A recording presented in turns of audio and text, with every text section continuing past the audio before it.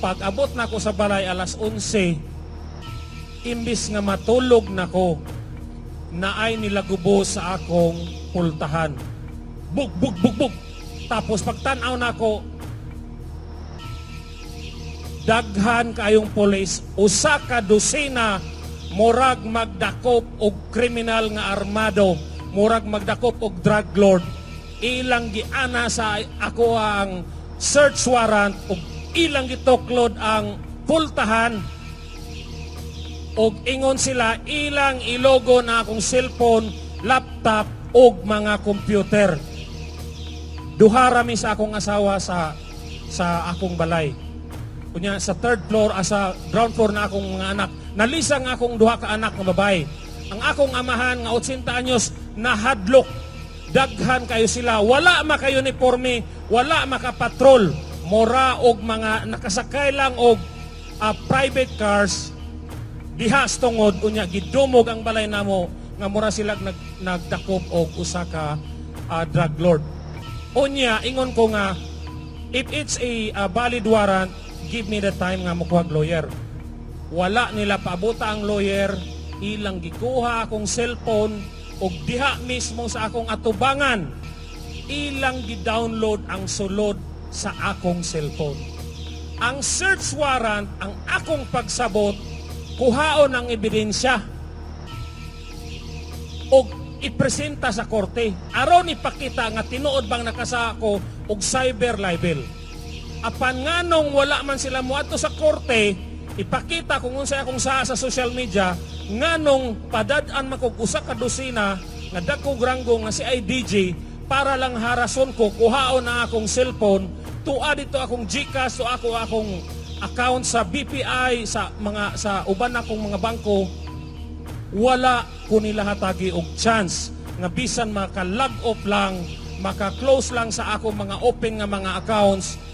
Nawala ang akong kwarta, wa ako kahibalo kung makuha pa ba nako. Apil akong cellphone og apil ang ako ang PC.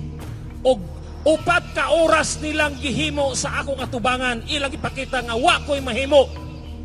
Nag-video pa sila akong tanaw. Nag-live sila Manila para ipakita nga makita nila giunsa nila ko pagdaog-daog ug unsa sila kagamahanan nga kaya ko nilang tamakan, kaya ko nilang hadlokon kay sila man ang gamahanan. Apan wala ko mahadlok para sa akong koglingon. Nag-uol ko kay daghan mi sa maisog core group nga harason pa. Daghan nato ang isog motingog sa social media, pwede na di ay nga kung nakay isulti ni General Torre nga dili niya ganahan, paunhan lang ka og search warrant, sudlon imong balay, kuhaon imong computer. Dili ba na abusar? Dili ba na pagtamak? Og ang timing ha, kini siya nga, kining iyang ingon nga fake news ko, 2 months na siya. Apan nganong ang warrant, ang search warrant, gi-issue lang February 20. Nag-announce may nga aduna tay rally dire 18-19. Dili ba timing? Ang ilang pagpahilom nako indirectly, ilang pahilomon ang tibuok Sugbo. Musugot ba mo? Musugot ba mo nga dili ta mo tingog sa ilang pagpang-abusar sa atong nasod? Ako nagpakaisog ko dili para sa akong pagkatao, tungod sa akong anak ug mga umaabot nga apo, ug sa mga silingan nga atong giila nga atong mga igsuon.